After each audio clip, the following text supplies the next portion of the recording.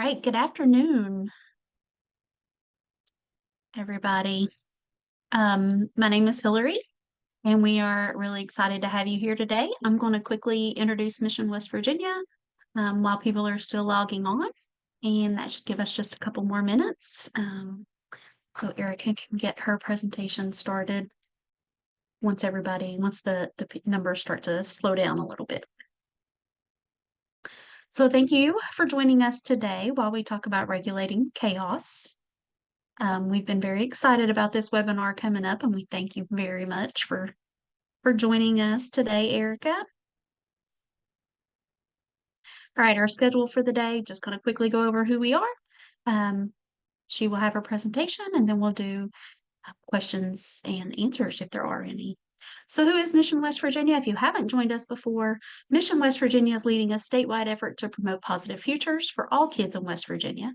We work alongside families as they navigate West Virginia's foster care system and provide evidence-based life skills education to help teens envision and create positive futures. As a result of our work putting kids first in collaboration with social services, school districts, private foster care agencies, and other nonprofits, the future looks brighter for West Virginia. So we do this through two main programs. The first is Frameworks, which provides support for those interested in foster care or kinship care to understand the system, find a placement agency, and prepare to make a meaningful difference in the life of a child. If you're interested in foster care or want to learn more about how to become a foster and or adopted parent in West Virginia, you're in the right place. So if you'd like to speak with someone on the phone, please call 866-CALL-MWV, CALL-MWV, or 304-512-0555. You can also request an information packet on our website at missionwv.org/request-information. The second program that we have is the THINK program, which stands for Teaching Health Instead of Nagging Kids. This is the program that is sponsoring today's webinar. THINK empowers teens to make positive life choices through education, life skills, and coaching. Our program is evidence-based and helps the students we work with navigate the social emotional pressures all teens face as they develop. This includes building healthy relationships and healthy choices around drugs and alcohol and pregnancy prevention. We deliver our program in partnership with schools in 20 counties. We are vetted by district leaders, teachers, and other school leaders who are trained to work with kids.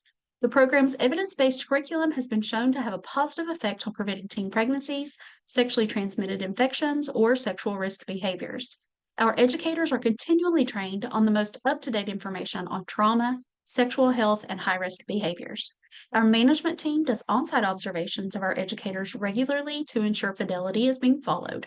We also administer pre- and post surveys, receive teacher feedback, and hold teen focus groups and site satisfaction surveys. In addition to those things, we also offer several different workshops and trainings, including webinars like these. So we know it takes a whole community to help teens envision and create positive futures. This is why we also provide resources and training to equip parents, families, and the individuals who support kids just like you as they navigate their teen years. So our workshops and trainings, just a few of the topics that we have include talking to youth about sensitive or hard topics, hidden in plain sight. We talk about trauma, sexual assault prevention and consent, teen dating violence, like it says, so much more. So if there's a topic around high-risk behaviors or around supporting youth and their mental health, give us a shout if you need a speaker for that. And if we more than likely have something to cover the topic you need. Today's program will provide 1.5 hours for social work CEUs. Certificates will come from a third-party site called SimpleCert. Sometimes this may go into your spam folder, so double check for that. Certificates should be processed within 72 business hours. Please remember this is a holiday weekend, so we'll try to get those out early next week. All right, let's meet our speaker. Erica Hardesty, MA, MSW, LSW, CTTS. She is well qualified. She's a school social worker for Cabell County Schools and president of the West Virginia School Social Workers Association and sits on the Family Support Center Advisory Board with Children's Home Society. With over a decade of experience working with children and adolescents, Hardesty has held various roles within the mental health community. She's a graduate of Marshall University with a Master of Arts in Mental Health Counseling and a Master of Social Work.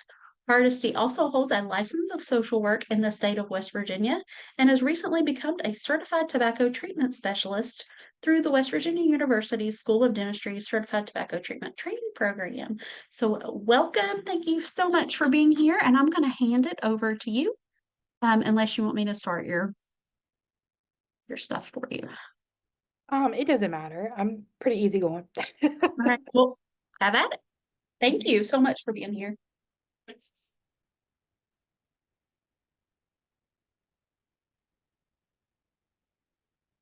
Yeah.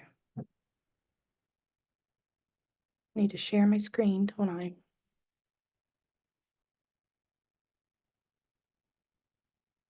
Yes, we are in webinar mode. So the person just asked if they are automatically muted. We're in webinar mode, which means all the viewers are automatically muted. So if you have any questions or need anything, you can pop it up in the Q&A section or in the chat and we will help you out.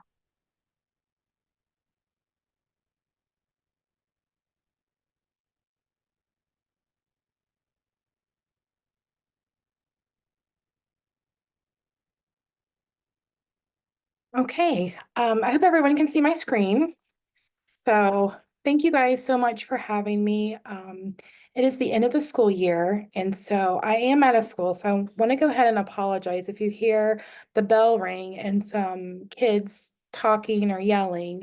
It's dismissal time, close to dismissal. So just bear with me as we get them out these last 2 days of school. So I'm excited to be here. I'm going to be sharing a lot of just different interventions that I have been using in the school to help with kids to regulate their really big emotions. And that's usually what we refer to it as, oh, you're having a big spot of emotion. I work mainly with the elementary students. I have worked in the middle school, some in my previous years. So the interventions that I'm going to be providing, please adapt it to your age group that you primarily work with. So these are the learning objectives that we're going to be going over today. And our main goal is I want you to understand about how kids can get dysregulated, but more importantly, what we can do to help them. I think oftentimes we sit in trainings or workshops and they tell us all about the brain and tell us all about what causes this, but they don't really provide us a lot of interventions.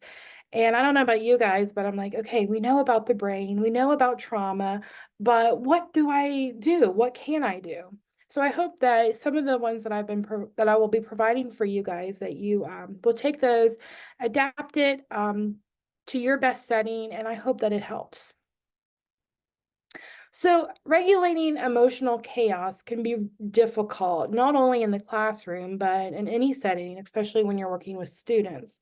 One thing that we need to keep in mind is that we will never really know what goes on inside the home or in their heads, but what we can do is really pay attention to what they're telling us through those behaviors. So, what is self-regulation? Well, it's learning and demonstrating how to manage our emotions and our reactions. It's being in charge of how we respond and not letting those emotions dictate your actions. It's a lot easier said than done. And I think that oftentimes we as adults can get caught up in that cycle um, of power, but also we can easily become dysregulated when a student or a kid that we're working with is dysregulated. And so we get into um, that cycle that's hard to sometimes break. I'll know that it's the end of the school year, so we're all pretty frazzled. And just a couple of weeks ago, I had a student come in the office and had been crying and really upset. And this lasted for a good, 15, 20 minutes. And he would calm down a little bit, and then we would get to talking, or we would work on an activity, and then he would get upset again. Well, then as we were leaving, he was frazzled, I was frazzled, but we were ready to get integrated back into the classroom. And he goes, you know what? You're fat and weird. And it just clicked. I was like, I have spent the last 30 minutes with you. And I was like, well, you know what? You just cried for 30 minutes. What do you expect? You like, and I just was like, wait a minute, Erica, you're getting caught up and you're getting dysregulated too, like take a step back. But I think that we all can relate that we've been there a time or two. So what we need to do is we need to make sure that we're responding in a more thoughtful way, in a more controlled way, not how I responded the last last week when I was frazzled. So the regulated brain, and one thing that we need to keep in mind is that that regulated brain is when all that blood flow is on the top of our brain and everything's working. We're good in a good mood, we're fine. We've got that rational thinking, we're making good decisions, we're in control of our emotions and in control of our body. And this is the best way that I have found in working with kids and explaining the regulated brain and the dysregulated brain. Now, and there's a lot of different resources. Like there's a book out there, Flip My Lid, Don't Make Me Flip My Lid, and talks about the brain and stuff. But I really like this. It's very simple. So we know that when everything's working, our the blood flows on top and we are good to go. But when we get triggered, that blood flow floods the bottom of our brain. And so we'll talk about that in just a few minutes. So the goal of self-regulation really is to avoid getting stuck in extreme emotional states. That can make it hard for us to think straight or to make good decisions when we're dysregulated. It's about finding that sweet spot of where you can have life's ups and downs with a sense of balance and control. So even when the bad stuff happens, we are in control of how we're responding, how we are coping with those big emotions that may be triggered. So that's the ultimate goal. And it's a lot easier said than done. And it's really hard, I think, to have that high expectation of students coming in with so much going on to say they should be regulated all the time. They should use their coping skills all the time. And in reality, sometimes that just doesn't work. So the ripple effect of dysregulation, and I heard this scenario a couple months ago, and it just really stuck with me. So think of a dysregulated child as a pebble. So when you throw that pebble into a lake, you have that ripple effect, right? Well, when a student becomes dysregulated in your classroom, it has that ripple effect. So not only do the other students become dysregulated, but you yourself as the adult can become dysregulated. And that can be in any setting. Have we ever been in the DMV when one person becomes agitated or irritated and it kind of just ripples effect? And then as you're sitting there waiting on the seventh hour, you become dysregulated.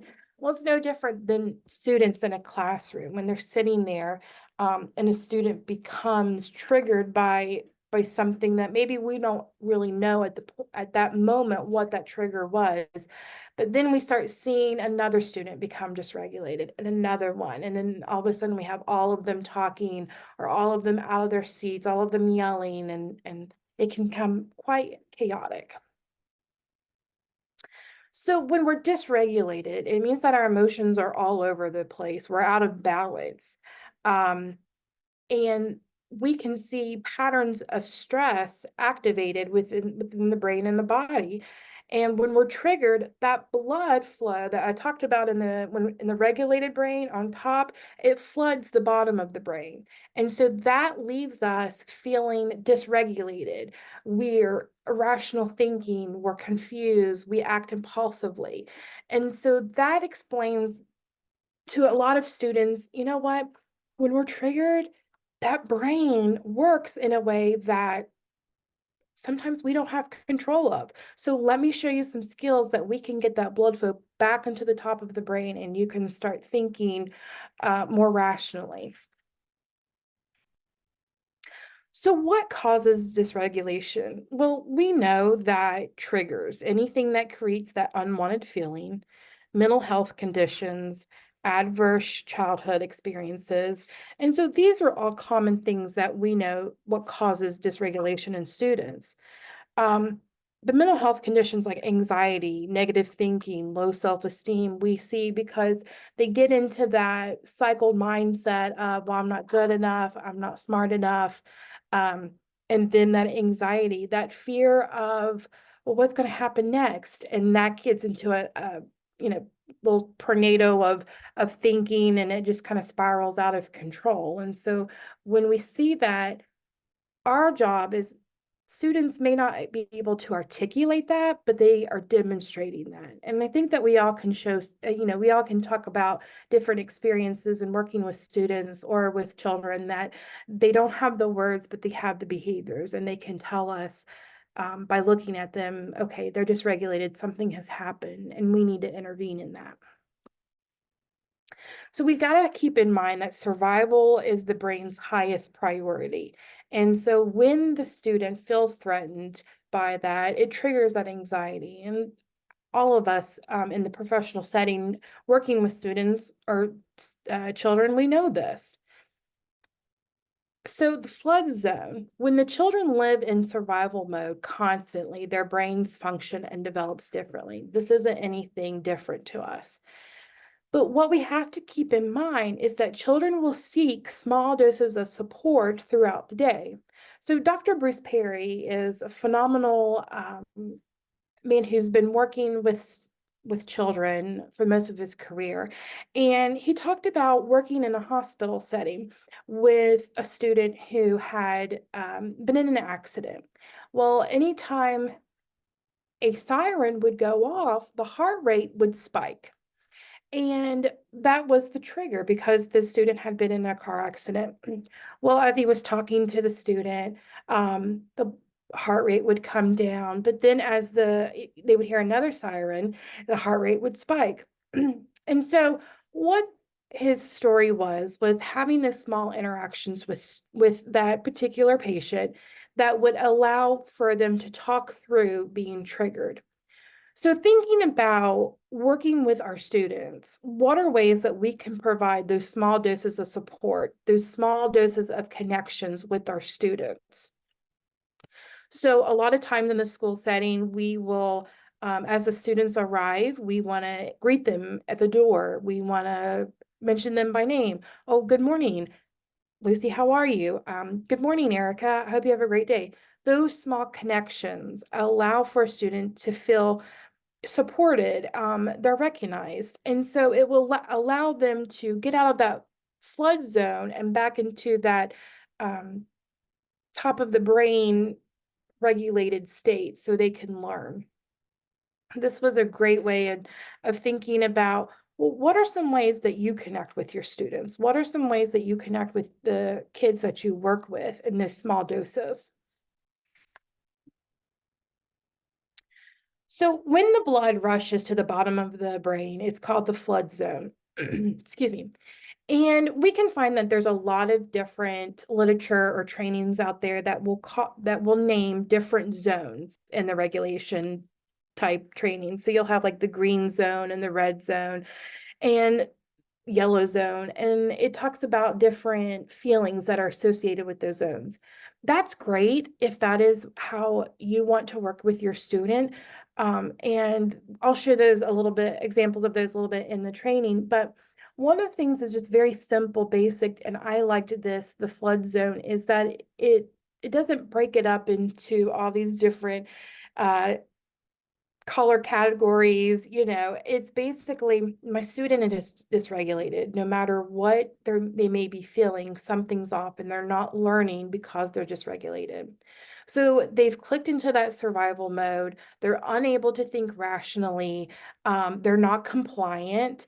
And some students will last longer in these zones than others. And I think that's the biggest trigger that I have found for staff working in the schools is that when a student becomes dysregulated, we often go, what's the matter with you? What happened? What's wrong? And we flood them with all these questions when they're already in the flood zone.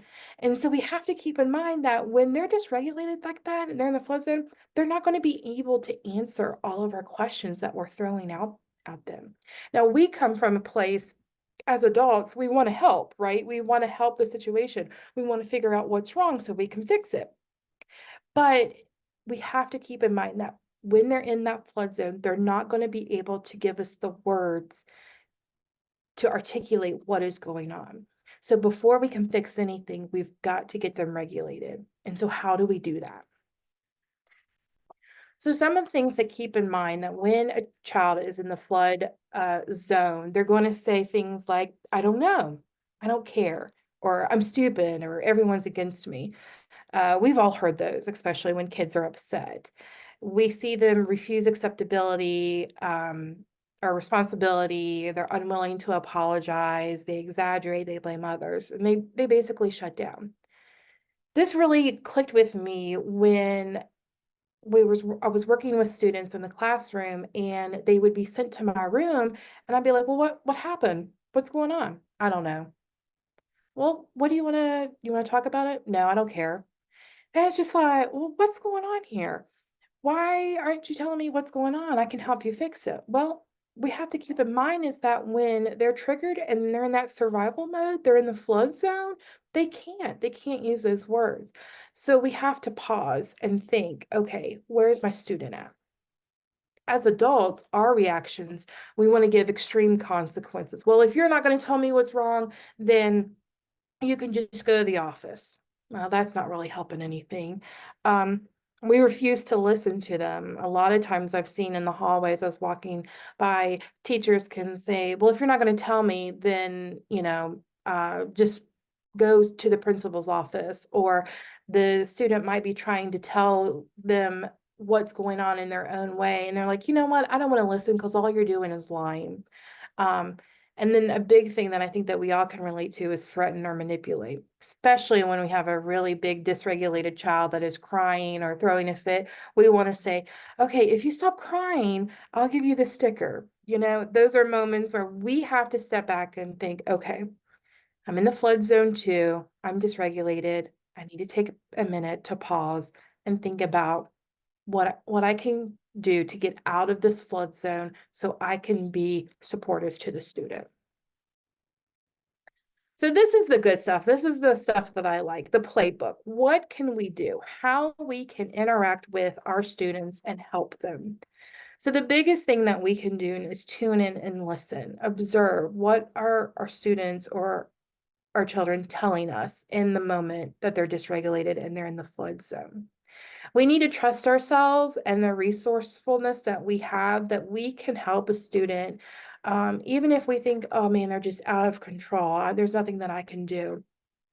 There is something that we can do. We can engage them in an activity. Now, a lot of times teachers will walk by my classroom and they'll say, I had one teacher tell me, all you do is color in there. Well, no, I do a little bit more than just coloring. What that does, that coloring is engages a student in an activity. They have their sense of touch.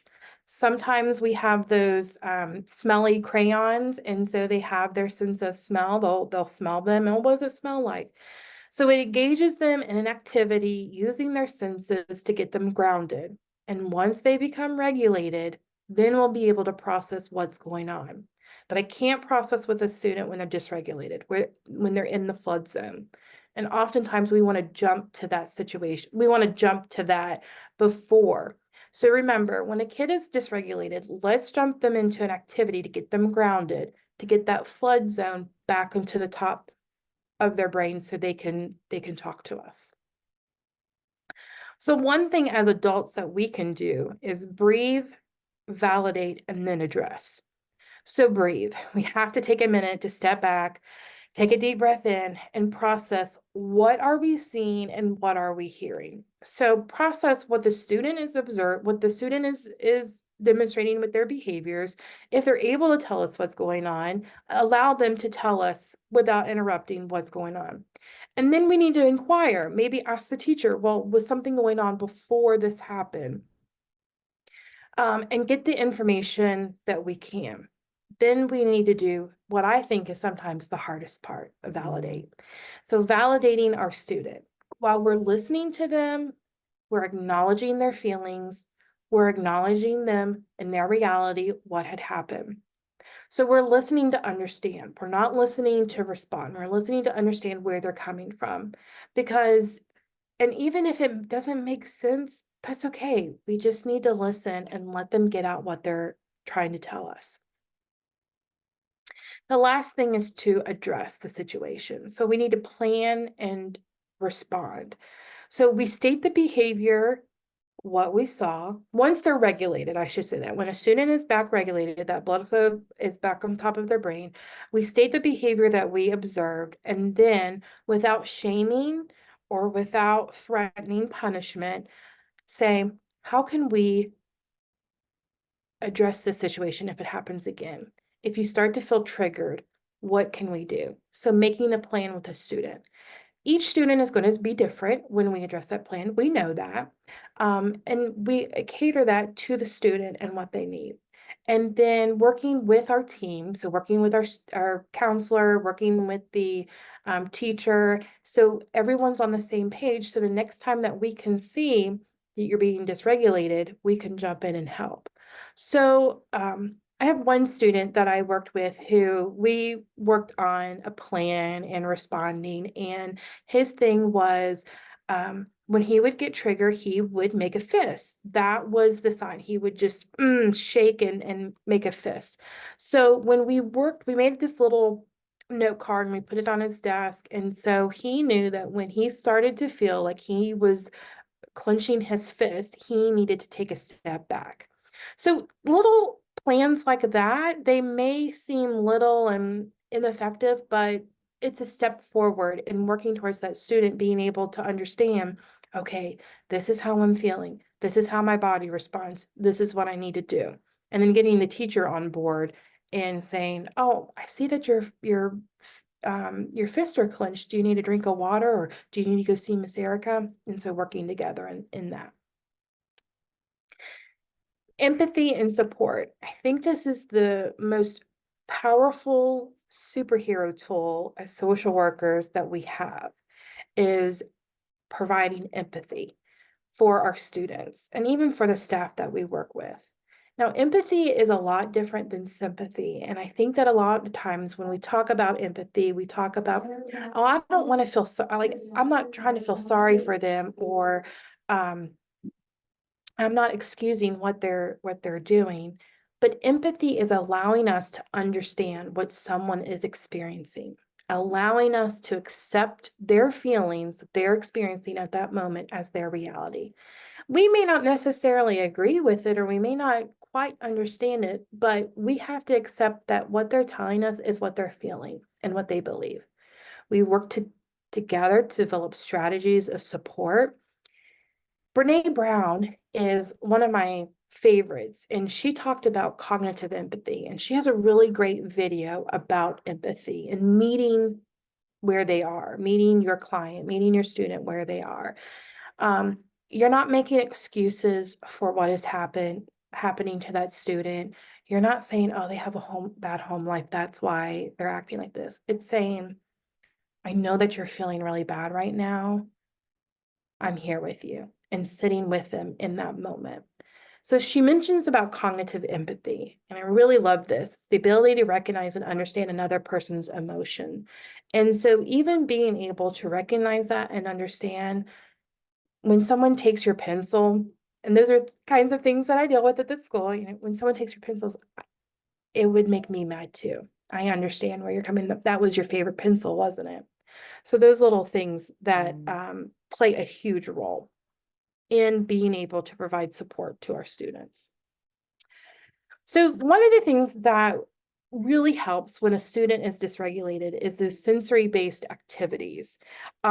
These are great in getting a student out of the flood zone. And so using those five senses can be very more powerful than just talking to them. So we'll go into some activities, and these are some of my favorite ones. The 5-4-3-2-1 technique is often used, especially in my elementary setting, and I'm sure that most of you, if not all of you, have heard about this. 5 things that you can spot, 4 things you can touch, 3 sounds, 2 smells, 1 taste. Now, this can't be applied in all settings, because not necessarily you're going to have everything that you have something to taste, but make it unique in that classroom of saying, okay, can we find 5 red things, or can something like that. The 4-4-4 breathing is when you are having your students sit in their seat with their feet on the ground, sitting up straight, and we can use any kind of illustration. It could be like pretend like you're drinking through a straw or smelling a flower. Breathe in 4, hold it 4, and then out 4. And this is one that I often use myself, especially in between seeing clients. It's getting myself reset to where I can able to process what is going on with my next client that I'm working with. Essential oils is great. I love the idea of having a cotton ball with an essential oil, a different flavor of smell, lavender, peppermint, and having a student come in and smell that. And what does it smell like to you? What does that remind you of? The object of the sensory-based activity is when a student comes in the flood zone, you're engaging them in an activity to get them grounded.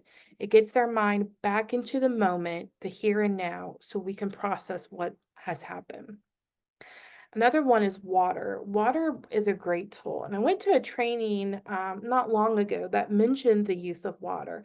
And so, what they talked about is having an ice cube in your hand and having that sensation of it melting. What does it feel like?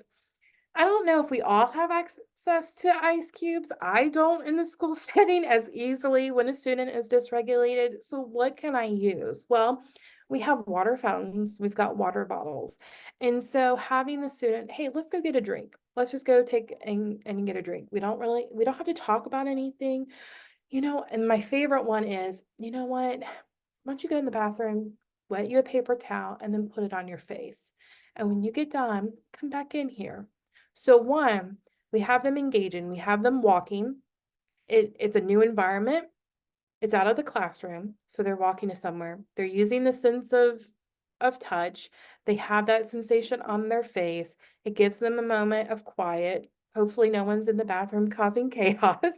And so they're able to take a moment to get out of that flood zone and back into a regulated state so we can talk about what's going on. Another one is a comforting image or color squares. One of the best things that I've used, especially with kids during testing, is I'll go to Lowe's or Home Depot and I get one of those paint squares and we cut them and we put them on their desk. And they pick their favorite color. I get a couple of different ones and we tape it to their desk. And so that's a moment that when they are feeling dysregulated, because remember, a lot of times teachers will say, oh, all he does is daydream. He'll be doing fine and then he just starts daydreaming. Well, is it daydreaming or is he dysregulated? Is he in his flood zone and he can't concentrate? Because that's often a sign. So we have a student and we work with them and we're doing that addressing part and we're planning and responding. We can say, you know what? When you start to feel overwhelmed, when you start to feel your anxiety, look at your color spot. That's your favorite color. That's a calming color. Do your deep breathing. So we can put a 444 there, or we can put take a deep breath, some kind of reminder that they can look at that and use that. This is one that we used. I used in a third grade class during testing, and it was great that we used that. They really liked that. And we did some rainbow breathing with it and some chair yoga. So everyone had their favorite color, and then we interlocked our hands, put it up over our head like a rainbow, and we went side to side. We're just getting them into an activity that's starting to regulate their whole nervous system. So another one is these flavored lip glosses. They can become your favorite friend. One way that we use it, and again, it's elementary students, and so you'll have to adapt it to older students, but you'll open it up and then you put it on their hand as a spot. And so when they become upset or they need comforting, they can smell that spot. Um, and whatever flavor they choose. I have one other social worker, she got glue sticks that smell, but I like the chapstick ones, and you can use those, and you can kind of get those anywhere, Walmart or not. But it's really great because one, that allows us to have a sense of connection with that student. So we're building a relationship with them, we're connecting with them, we're providing the support. And so they come in the mornings and they're like, can I have my spot? And I'm like, yeah, what flavor today? How was your evening? Did you eat last night? What did you have for dinner? So we can do all kinds of assessing and talking with them while connecting them and giving them a sensory-based activity that they could use all day. I really liked that one too. Also, another one that we use for sensory, for touch is breathing buddies is what we call them, but really they're those beanie babies that we have. This is my little goldfish one, and it's got the beads in it. And so what happens is when we're talking with, especially the younger students, the breathing buddy is a great way to breathe, to practice our breathing. So we can lay it on our chest, we can lay it on our belly, we can hold it and squeeze it as we breathe in and then breathe out. We use a lot of the breathing buddies when a student comes in that is upset, maybe going through the grief process, or maybe there was a rough night and we have a handle with care notice. And so we'll give them a breathing buddy that they can adopt during the day, and it sits on their desk. So one, we have a visual reminder that there's someone there. They can use it as a sensory base. They can feel it. They can give it a hug, and I'll practice their breathing. Art. Art is a great way as well to engage in an activity with students to get them regulated.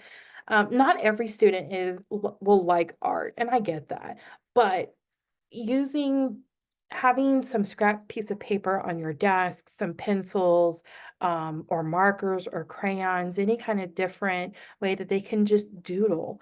I think doodling is a great way to kind of allow our brain to escape all of the different things that go on. I know myself when I'm on a call or if I'm on a training on the computer, I have a piece of paper and I'm doodling in my agenda or agenda, I'm in school, okay, my planner or a notebook, and we have all these kinds of difference. Kind of like a pressure cooker. When we're dysregulated, allowing doodling or just drawing or coloring kind of releases that a little bit at a time. And so we finally can get back to our regulated state and we can talk. Um, if you're doing a group, one thing that I really liked was I had paint and I watered it, I had acrylic paint, that's all I had at the moment. I watered it down a little bit, and then I had students take a straw. And so what they had to do is they had to breathe through the straw and they moved the paint around. And it was really great. And they loved it. I loved it. So what we talked about was our breathing. Can you control your breathing? Can you make sure the paint stays within the paper? So you have a lot of different lessons. Now, that's not necessarily something that we can use in a crisis when we have a student completely dysregulated. We can't just say, "Oh, hey, why don't we get the straw out and we'll make a painting?" No. But what we can utilize is the art and saying, "Hey, you know what? Sit here for a minute, draw or color or whatever. I need to finish up this email and then we can talk about what's going on." So we're not jumping into that fix it mode, right? We're not jumping into that investigative mode of saying, what happened? What do you need? Or who said what to you? What we're doing is we're allowing that student to kind of decompress a little bit, get regulated, so then we can have that conversation. Music. Music is a great way, and a lot of kids love music. But one thing that I've come to realize is that in the morning, when we're trying to get ready for the school day to learn, we have this energizing music and we're up and we're moving. And then it's really hard to settle down to try to get um, kids focused. So maybe alternating. So in the morning, when we're coming in, having soft music play, classical music, something like that. But then as the day progresses, when we're mid-morning and we need kind of that boost, we play a little bit more upbeat music, or we get them up, we get them dancing a little bit, and then transitioning back into the activity that's going on. It also, using music, trains the children's nervous system to deactivate and self-regulate over time.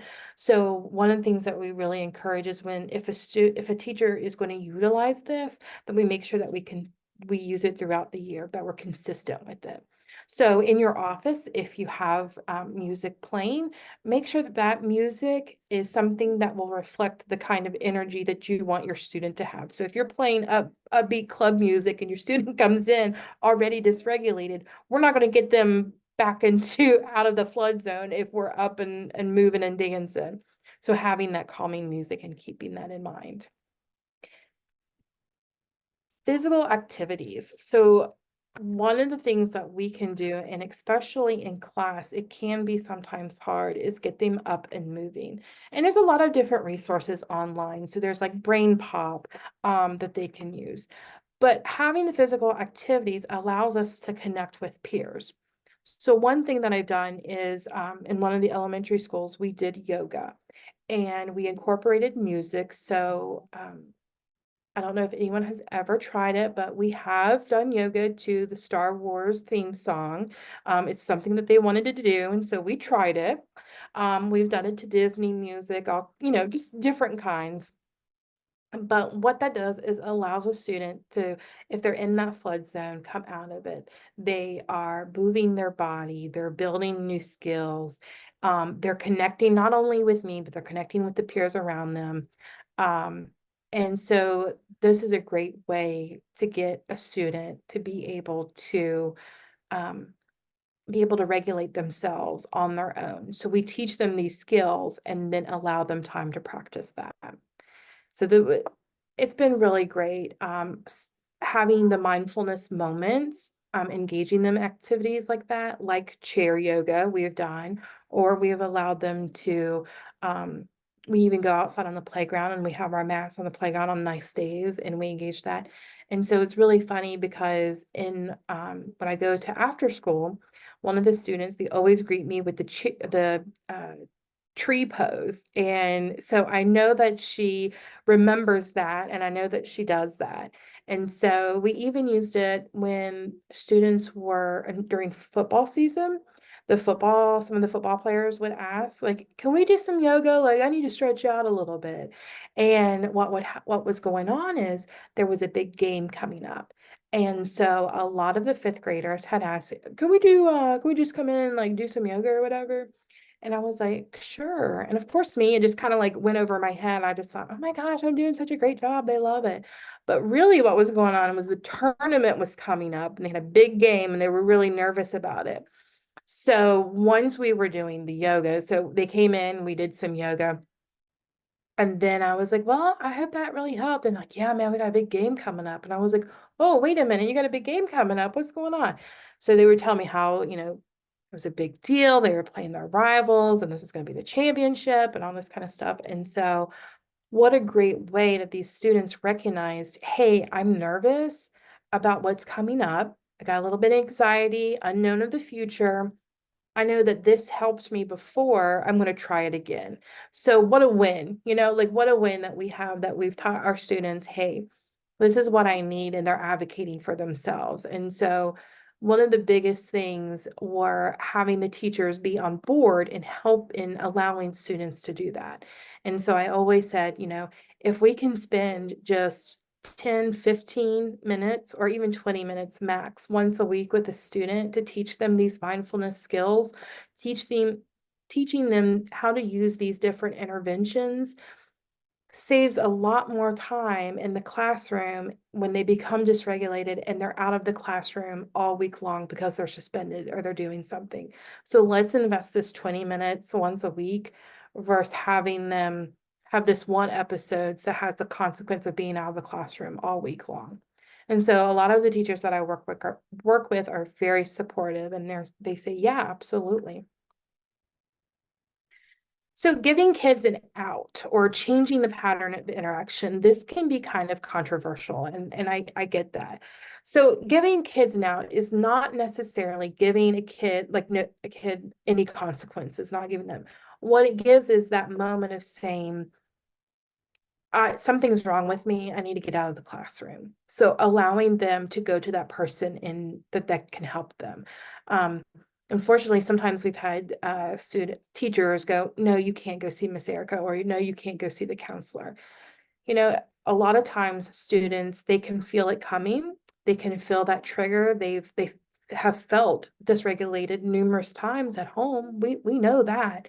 And so when they can finally advocate for themselves, like, hey, I need a minute out of here, allowing them to have that. But the biggest thing that we need to do is set that boundary.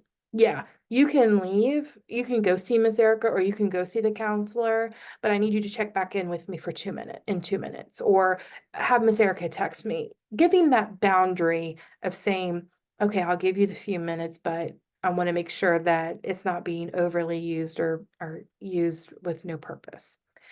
Changing the pattern of interaction is really important. So one of the things that we can do, especially if we see a student and a teacher or another adult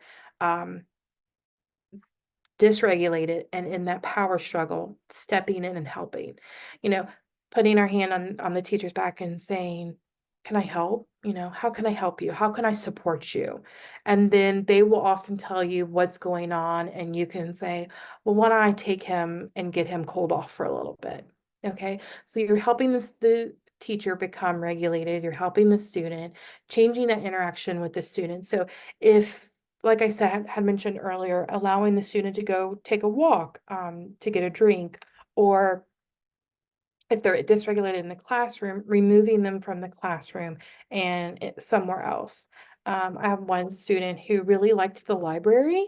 That's where he liked. So when he became dysregulated, we would go in the library. It was quiet. There was a big comfy chair there that he would sit in that, and we would discuss what happened. So really finding out what works with your student and how we can help them. So this is one of my favorite ones, and this is how I think all of us in the helping profession feel most of the time, like Rocket. We're just like, I'm trying to smile and I'm trying to get through it, but really I just want to go home.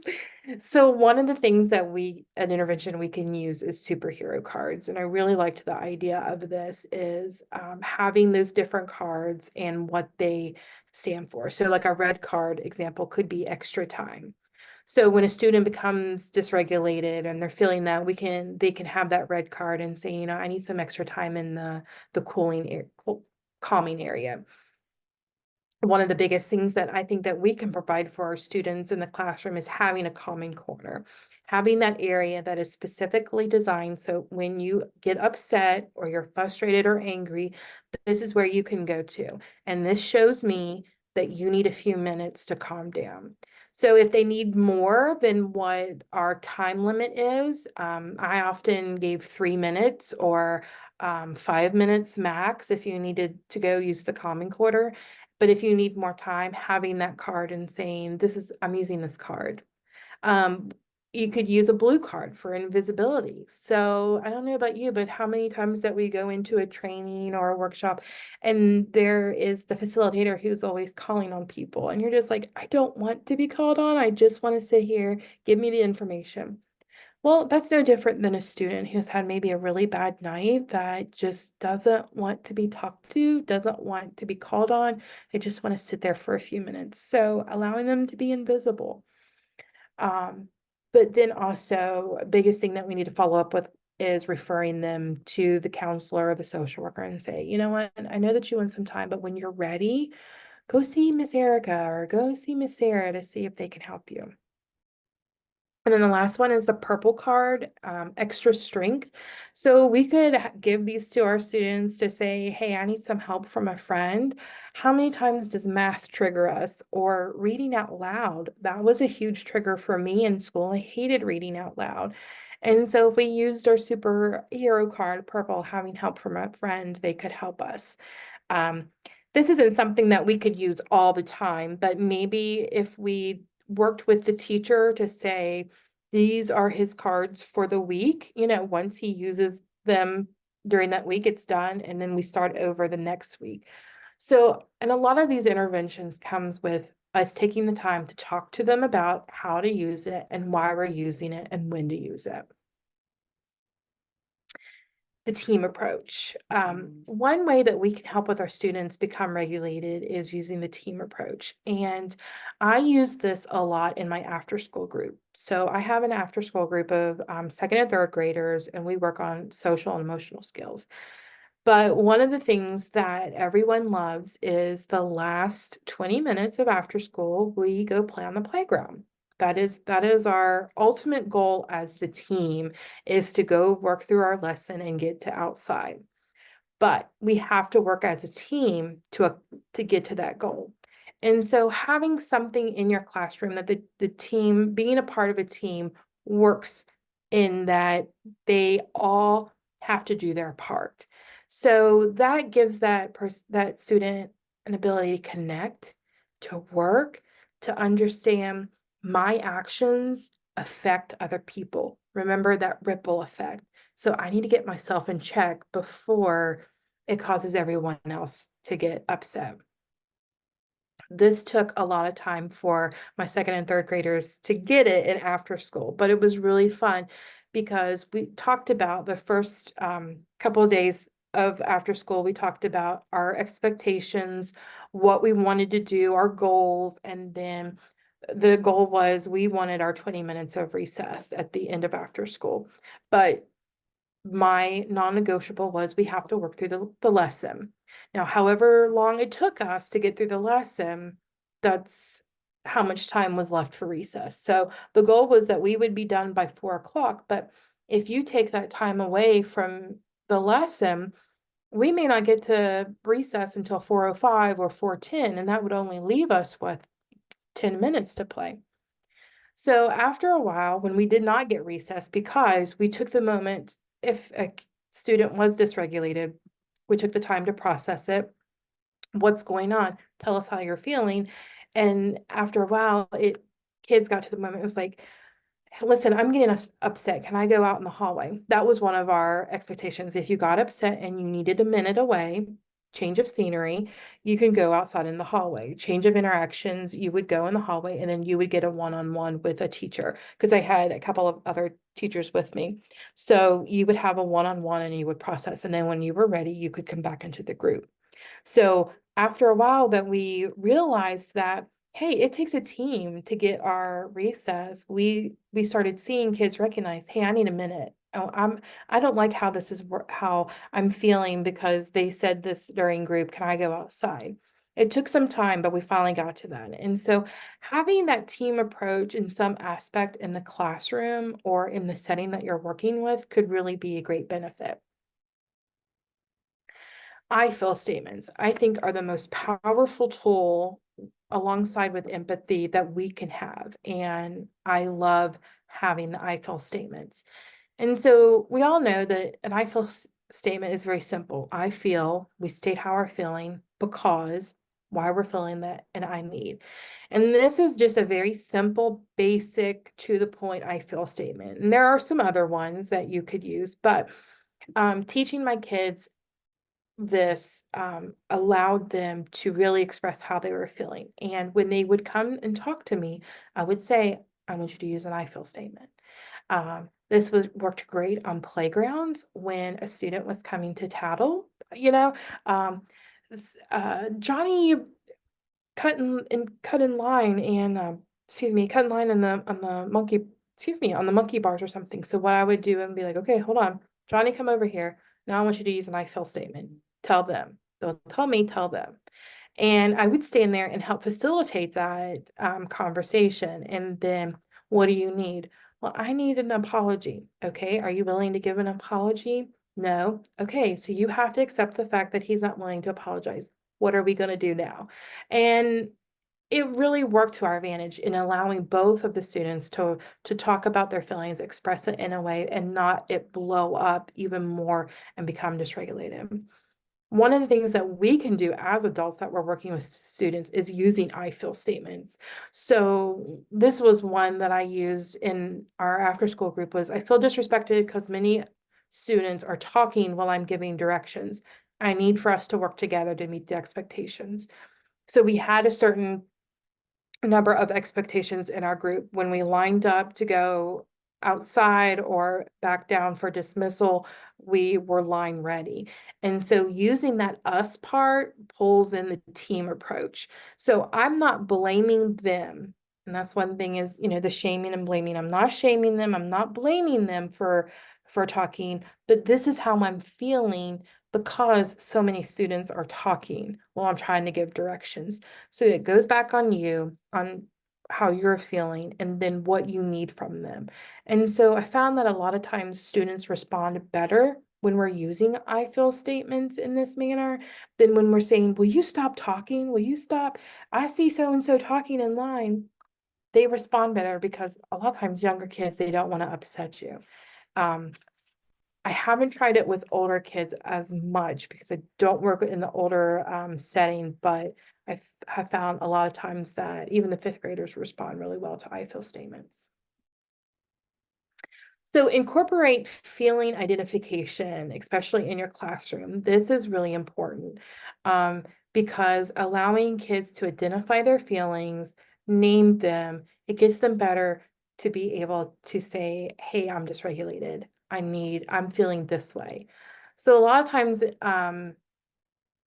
instead of saying, did anyone get in trouble in gym class? What we could say was, how do you feel now after being able to run around a little bit?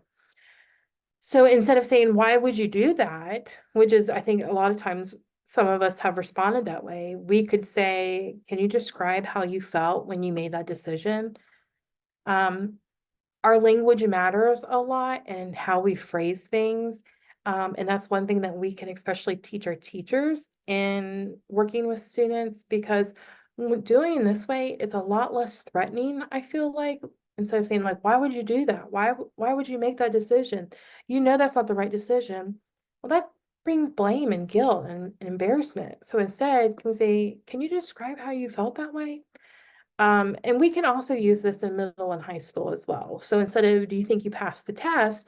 Can we say, how do you feel after completing the test? Or how did it feel working together as a group?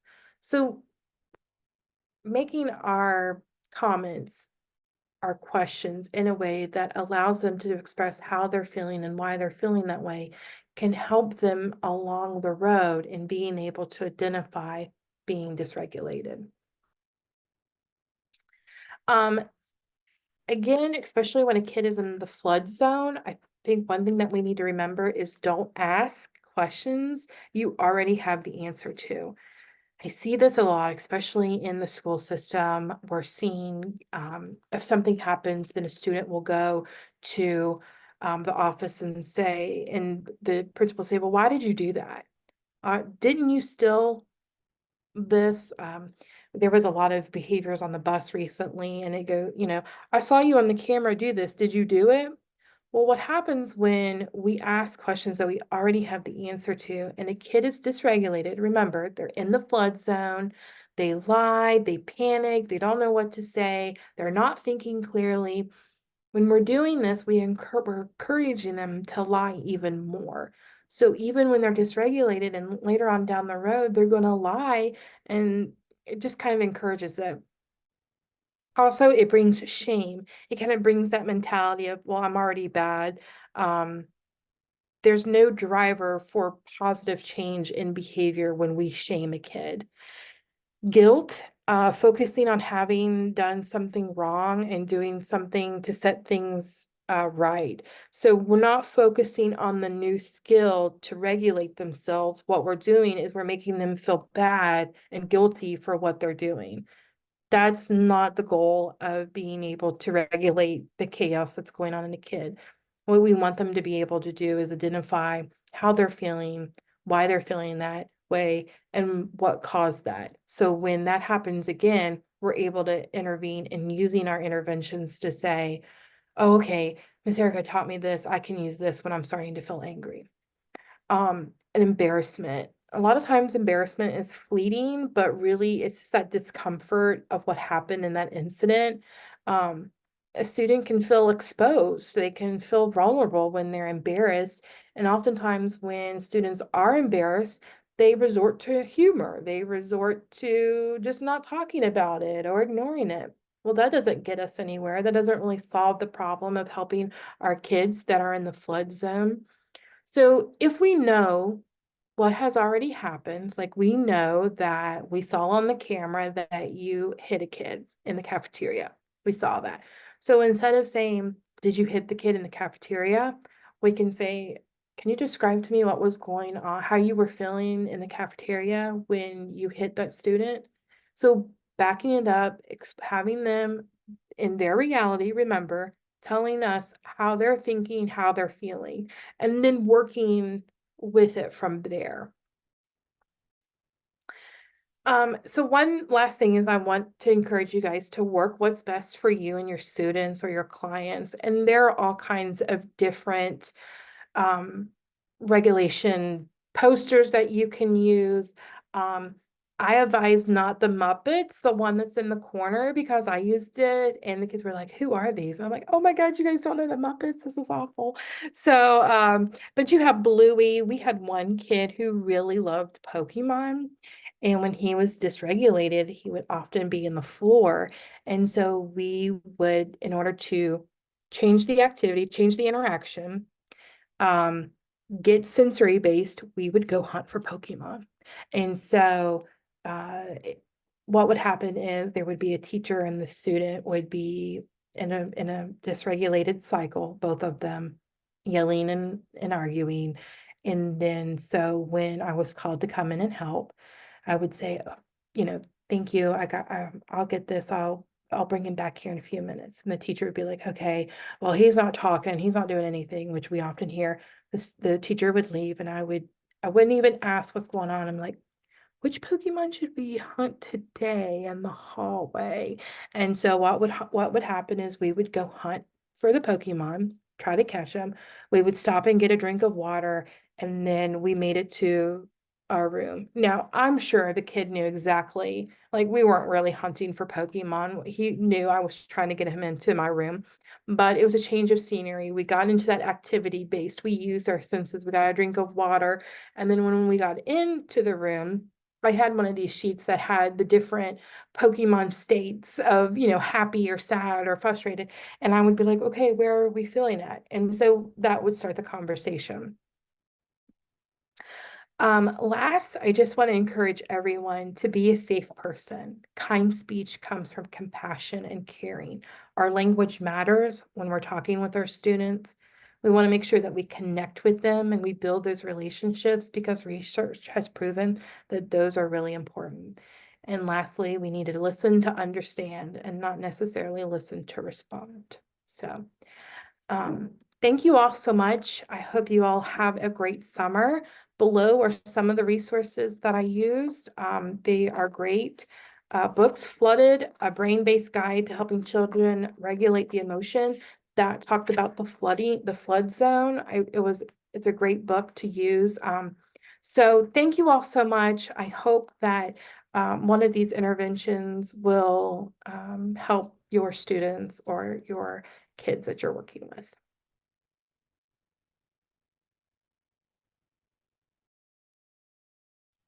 All right. Well, I was looking for any questions, but I don't really see any. But that was wonderful. Thank you, Erica. You are every bit as lovely and wonderful as Ashley Stevens said you are. So Oh, thank you for your presentation. oh, thank you so much. Mhm. Still looking. All right. Well, I think we're good actually. I don't see anything. Just a follow up and reminder.